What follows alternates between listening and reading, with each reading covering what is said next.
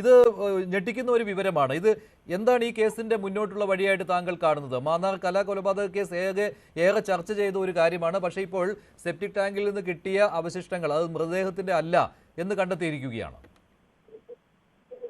അന്ന് തന്നെ ഇത് വലിയ കോൺട്രവേഴ്സ്യൽ ആയ കാര്യമായിരുന്നല്ലോ. കാരണം അന്ന് അവിടെ ഡൗട്ടൊക്കെ അവിടെ കാരണം അതിനകത്ത് വളരെ ദുരൂഹതയുണ്ടായിരുന്നു. കാരണം അത് ആ സെപ്റ്റിക് ടാങ്കിൽ കൊണ്ടുപോയി കുഴിച്ചിട്ടു എന്ന് പറയുന്നത് അയാളുടെ സഹായി കൂടിയാണ് എന്ന് പറഞ്ഞെങ്കിൽ പിന്നീട് അവിടുന്ന് മാറ്റി എന്നാണ് എനിക്ക് തോന്നുന്നത്. അവിടുന്ന് മാറ്റി ഇയാൾ രഹസ്യമായിട്ട് എവിടെ കുഴിച്ചിട്ടു. അതിന് കോർപ്പസ് ഡിലിറ്റി, അത് ഡെഡ് ബോഡി കിട്ടിയില്ലെങ്കിൽ കേസ് നിലനിൽക്കത്തില്ല. അത് തന്നെ അയാൾ ചെയ്തിരിക്കുന്നതെന്ന് എനിക്ക് തോന്നുന്നു. ഇവിടെ സെപ്റ്റിക് ടാങ്കിനുള്ളിൽ ഈ മൃതദേഹത്തിന്റെ അവശിഷ്ടമോ മനുഷ്യ ശരീരത്തിന്റെ അവശിഷ്ടമോ ഒന്നും ലഭിച്ചിട്ടില്ലെങ്കിൽ തീർച്ചയായിട്ടും അവിടെ എങ്ങും ആ സാധനം വന്നിട്ടില്ല. അത് ഇങ്ങനെ കൊണ്ടുവന്ന് ഒടിച്ച് ഇങ്ങനെ ഒരു കഥയുണ്ടാക്കിയതാണോ, എന്നിട്ട് അയാൾ അവിടുത്തെ സെപ്റ്റിക് ടാങ്കിൽ വേറൊരാളെ കൊണ്ട് കുഴിച്ചിട്ടു എന്നൊക്കെ ഉണ്ടാക്കിയത്. അത് നേരത്തെ അയാളും ഭാര്യയും കാറിൽ പോയിരുന്ന സമയത്ത് അവിടുന്ന് എവിടെയെങ്കിലും കാത്ത് കാണാം, അല്ലെങ്കിൽ അവിടെ പുഴയിൽ എവിടെയെങ്കിലും ഒഴുക്കിപ്പോയി. എന്നാലും പുഴയിൽ ഒഴുക്കിയാലും കാണാം, എവിടെയെങ്കിലും കുടിച്ചിട്ടില്ല സാധ്യത കൂടുതൽ. ഈ സ്പോട്ടിലോട്ട് വന്നിട്ടില്ല എന്നാണ് തോന്നുന്നത്. പുതിയ വീട് വെക്കുന്നിടത്ത് ഒരിക്കലും ആരും ഡെഡ് ബോഡി ഒന്നും അവിടെ ആ വീട് വെക്കുന്നതിന്റെ പരിസരത്തോ അതിനോട് ചേർന്നോ അതിന്റെ അടിയിലോ ഒന്നും കുടിച്ചിടാൻ സ്വന്തമായിട്ട് വീട് വെക്കുന്നവരാഗ്രഹിക്കും. ഇതിനൊക്കെ അവരുണ്ടെങ്കിൽ വേറെ എവിടെയും കൊണ്ടുപോയി നിക്ഷേപിക്കാനോ കുഴിച്ചിടാനോ ആയിരിക്കും സാധ്യത. അത് അങ്ങനെ ആ സംശയം ഉണ്ടായിരുന്നു. പക്ഷെ അത് ഇത്രയും വർഷമായിട്ടും അതിന്റെ ആ മൃതദേഹത്തിന്റെ അവശിഷ്ടങ്ങളൊന്നും അവിടുന്ന് ലഭിച്ചില്ല എന്ന് വരുന്നത് വളരെ ദുരൂഹതയേറുകയാണ് വീണ്ടും.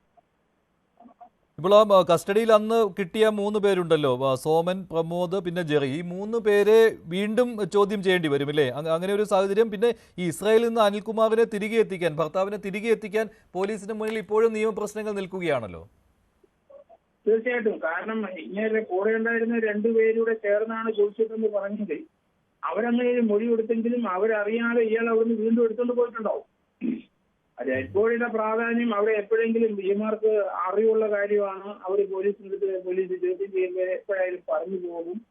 അതുകൊണ്ട് അത് തന്നിലേക്ക് പിടിവരും എന്ന് അയാൾക്കറിയാം. അതുകൊണ്ട് അയാൾ അവിടുന്ന് മാറ്റി, അവരറിയാതെ ചിലപ്പോൾ ഒന്നിച്ചുകൊണ്ട് കുഴിച്ചിട്ടിട്ട് അവരറിയാതെ മാറ്റിയിട്ടുണ്ടാവും. അത് യാതൊരു സംശയമില്ല. ഇതൊരു സിനിമ മോഡലിലായി പോയില്ലേ? ഇപ്പോൾ ദൃശ്യം എന്ന സിനിമയിൽ ഈ ഒരു സീൻ കണ്ടതാണ്, അതേ രീതിയിലായി പോയി അല്ലേ? അതേ രീതിയിലായെങ്കിലും അതിനെ അവിടുന്ന് പിന്നെ മാറ്റിക്കൊണ്ടിരിക്കുകയല്ലേ. ഡെഡ് ബോഡി ദൃശ്യം മോഡലിൽ തന്നെ കുഴിച്ചിട്ടെങ്കിൽ തന്നെ ആ സ്പോട്ടിൽ നിന്ന് വീണ്ടും മാറ്റുകയാണ്. അപ്പൊ അത് ഇതിനെപ്പറ്റി നന്നായിട്ട് അറിയാം. ഡെഡ് ബോഡി കിട്ടിയെങ്കിൽ മാത്രമേ ഇയാൾ കുരുങ്ങുള്ളൂ. അപ്പൊ അത് കിട്ടാതെ ആക്കി കഴിഞ്ഞു. അങ്ങനെ പോലീസിനെ വിശ്വസിപ്പിച്ചു. അയാളും കൂട്ടുകാരെ ഇവിടെ കൊണ്ടതിനാണ് കുഴിച്ചിട്ടത്. ഏതായാലും ആ കുഴിച്ചിട്ട സമയത്ത് ബോഡി ഇവർ കണ്ടിരുന്നോ അതോ ഒരു തുണിയിൽ പൊതിഞ്ഞതാണോ, ഇങ്ങനെയുള്ള കാര്യങ്ങളൊക്കെ ഇനിയും വീണ്ടും ചോദ്യം ചെയ്യേണ്ടി വരും. കാരണം ബോഡി ഒരാളിനെ കണ്ടിട്ടുണ്ടെങ്കിൽ കയ്യും കാലും മുഖമൊക്കെ ഒരാളെ കാണണം. അത് അവിടുന്ന് കൊണ്ടുവന്നപ്പോൾ തുണിയിലോട്ട് അങ്ങനെ ഇങ്ങനത്തെ ഒരു സംശയം എനിക്കുണ്ട്. അങ്ങനെ തുണിയിൽ എന്തെങ്കിലും പൊതിഞ്ഞ് ഡെഡ് ബോഡിയാണെന്ന് പറഞ്ഞ് ഇവരിവിടെ താത്തിയതാണ് എന്നൊക്കെയാണ് അന്ന് വാർത്ത വന്നത്. പക്ഷേ അവിടെ സാധനം ഇപ്പൊ ഇല്ലെങ്കിൽ അത് അങ്ങോട്ട് കൊണ്ടുവന്നിട്ടില്ല, അല്ലെങ്കിൽ ഇവിടെ കൊണ്ടുവന്ന സാധനം ഇവിടുന്ന് മാറ്റിക്കൊണ്ട് അയാൾ ഒറ്റയ്ക്ക് കൊണ്ടുപോയി എന്നുള്ളതാണ്. അത് വളരെ ദുരൂഹതയാണ്. അത് ആ ദുരൂഹത അഴിഞ്ഞേ പറ്റുള്ളൂ. വലിയ ദുരൂഹമായ ഒരു കാര്യം തന്നെയാണ് ശരണ്യ. ഈ ജിനു